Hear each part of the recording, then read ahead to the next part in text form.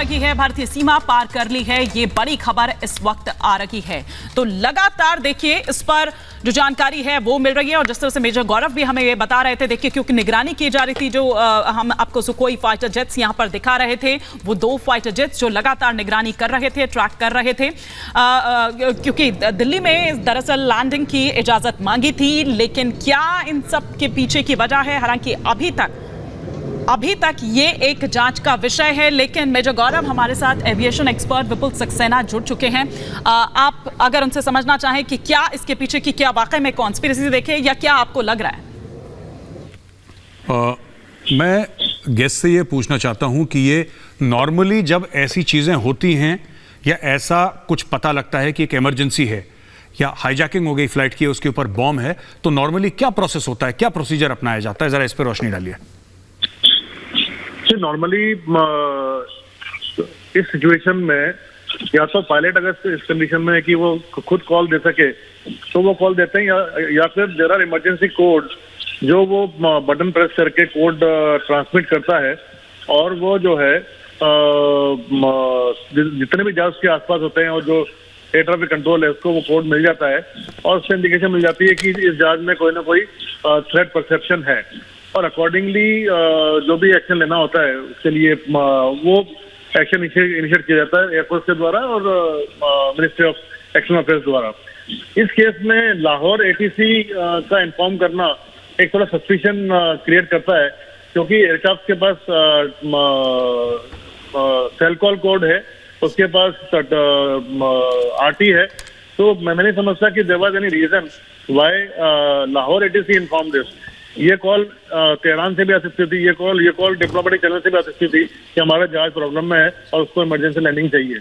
उसके बाद जो हुआ, जो हमारे सुखोई उड़ के उसको साथ में उन्होंने उसको शैडो किया, और उस समय भी ट्रांसमिशन हो सकता था। There are ways and there are indications through which they communicate between pilot to pilot, उसमें भी कुछ निकला नहीं। तो मैं समझता हूँ कि ये हो सकता है पाकिस्तान का कुछ नोटोरियस गेम हो, बिकॉज पाकिस्तान ऑलरेडी ठीक है सर, बिल्कुल ये एक जांच का विषय है। बहुत शुक्रिया विपुल सक्सेना, एविएशन एक्सपर्ट हमारे साथ जुड़े हुए थे। लेकिन एक और बड़ी खबर दिपेश, बिल्कुल ये बड़ी खबर इस वक्त मिल रही है, थोड़ी देर में वायुसेना का बयान इस पर सामने आ सकता है। इस वक्त की बड़ी खबर निकलकर सामने आ रही है कि अब से कुछ देर बाद वायुसेना का इस पर बयान सामने आ सकता है। संभवतः ये जानकारी बताई जा रही है कि आईएफ का बयान इस पर सामने आएगा, और फिर इस पूरे मसले को लेकर स्पष्ट होगा कि आखिर क्या हुआ, कैसे अचानक ईरान से विमान उड़ता है और वो भारत होते हुए और चीन की तरफ रवाना हो जाता है। इसकी जानकारी लाहौर से निकलकर सामने आती है कि इस विमान में बॉम्ब है, और फिर वो दिल्ली में उतरने के लिए इजाजत मांगता है। लेकिन दिल्ली में अगर इजाजत नहीं मिलती है, जयपुर में उतरने के लिए कहा जाता है तो उससे इनकार कर दिया जाता है, और फिर ये चीन की तरफ रवाना हो जाता है। अब इसको लेकर वायुसेना का संभवतः जो बयान है वो थोड़ी देर में निकलकर सामने आ सकता है। मेजर गौरव, हमें वायुसेना के बयान का क्या स्टेटमेंट उनकी तरफ से आती है वाकई में, क्योंकि उसी से सब कुछ क्लियर होगा कि क्या हुआ है, क्योंकि वरना तो कयास ही लगाए जा रहे हैं कि आखिर क्या हो सकता है इसके पीछे की वजह। नहीं, बिल्कुल एयरफोर्स बताएगी, और एयरफोर्स का स्टेटमेंट मुझे ऐसा लगता है कि यही होगा कि उनको खबर मिली एटीसी से, या रडार पे उनके प्लेन शो करा, एटीसी ने यह बताया कि इसके ऊपर एक्सप्लोजिव है, और ड्रिल के तहत एयरफोर्स के Sukhoi they took to the skies, और फिर एज पर ऑर्डर्स इन्होंने इंडियन एयर स्पेस से बाहर इसको एस्कॉर्ट कर दिया। मुझे लगता है ये मोटा मोटी एयरफोर्स का बयान हो सकता है इस मामले में। इसके अलावा कोई बयान देने वाली चीज़ है नहीं, क्योंकि कुछ हुआ नहीं है। ये एक इन्फॉर्मेशन है कि एक हवाई जहाज़ के ऊपर बॉम्ब था, उसको यहाँ पे वो इंडिया में लैंड नहीं करा, बस it overflew Indian territory, Indian air space का उस हवाई जहाज़ ने इस्तेमाल करा। अब बाकी जो हम लोग बात कर रहे हैं इज ऑल गेसवर्क कि इसमें पाकिस्तान एटीसी का, जो लाहौर एटीसी का उसका एंगल है, मजबूत एंगल है, मैं मानता हूं, लेकिन इसके अलावा I don't think there is anything else to it. लेकिन एक और सवाल यहाँ पर ये कि सुबह 9 बजे के लगभग का वक्त बताया जा रहा है जब उतरने के लिए इजाज़त मांगी गई, उसके बाद भी अभी तक हवा में इसका ट्रैवल करना, ये एक थोड़ा सा समझ से परे है कि आखिर रिस्क नहीं है एक बहुत बड़ा? नहीं, फिर क्या कर सकते हैं, या तो आप उसको लैंडिंग की परमिशन दे दीजिए। अगर आपने लैंडिंग की परमिशन नहीं दी, फिर आप वो कहता है ठीक है साहब, मैं जहाँ पे मुझे जाना है चीन में जाऊँगा, तो जब चीन जाएगा तो भारत से ही जाएगा। जब टाइम लगेगा, जितना टाइम लगेगा, 2-2.5 घंटा जितना भी लगेगा, वो टाइम लगेगा उसको, दैट्स इट।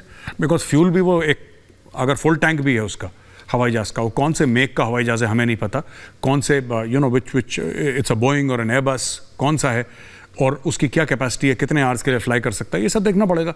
और जब आपने मना कर दिया उसको कि जी आप दिल्ली में लैंड नहीं कर सकते, आप जयपुर चले जाइए, और पायलट ने मना कर दिया मैं जयपुर नहीं जाऊंगा, I will go back to और I will go to my destination जो कि गुंजाओ है चाइना में, तो फिर वहाँ पे कहानी खत्म हो जाती है, फिर आपका कोई रोल नहीं बनता उसमें।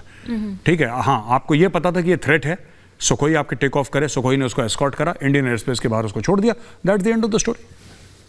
ठीक है, अब मेजर जनरल जीडी बख्शी भी हमारे साथ जुड़ चुके हैं। मेजर जनरल जीडी बख्शी, मैं आपका भी एक रिएक्शन इस पर चाहूंगी कि आप इसको किस तरह से देख रहे हैं, क्योंकि कयास काफी लगाए जा रहे हैं, लेकिन कुछ भी कहना जल्दबाजी होगा, हमें वेट करना होगा वायुसेना के स्टेटमेंट के लिए।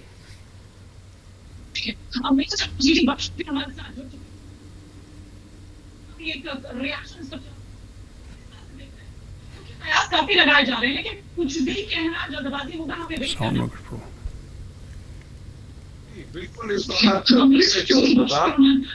हेलो, आप सुन पा रहे हैं? जी जी, मैं आपको सुन पा रही हूँ सर।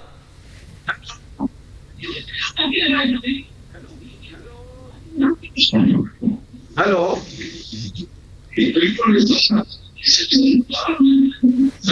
हाँ हाँ, ओके। ठीक है सर, हम लौटेंगे आपके पास, हम कोशिश करते हैं कि जो इशू हो रहा है उससे फिक्स कराने की दीपेश, लेकिन इस बीच लगातार जो और खबरें हैं वो भी इससे जुड़ी आ रही हैं। बिल्कुल, अब देखने वाली बात होगी कि आखिर बयान क्या निकलकर सामने आता है, लेकिन 2 घंटे की देरी से ये विमान जा रहा था, इस तरह की जानकारी बताई जा रही है, और कहीं ना कहीं अब देखने वाली बात होगी कि इसको लेकर क्या बताया जाता है। लेकिन इसी बीच एक बड़ी खबर बताई जा रही है, बम की खबर के बाद देरी हुई, चीन ये विमान जा रहा था, लेकिन 2 घंटे की देरी कहीं ना कहीं इस विमान के उड़ने की बताई जा रही है, और 2 घंटे विलंब से ये विमान चल रहा था। अब 2 घंटे की देरी से ये विमान जा रहा था, इस तरह की भी खबरें निकलकर सामने आ रही है। अलग अलग चीज़ें अब इसमें एड ऑन होती हुई दिखाई दे रही है। एक तरफ ये बताया जाता है कि ये विमान ईरान से चीन की तरफ जा रहा था, भारत होते हुए रवाना हो रहा था, लेकिन इसकी इन्फॉर्मेशन जो है वो बताई जाती है कि लाहौर ATC से निकलकर सामने आती है। तो वहीं अब ये जानकारी बताई जा रही है कि 2 घंटे विलंब से ये विमान चल रहा था। वक्त एक छोटे से ब्रेक का है, कहीं मत जाइए।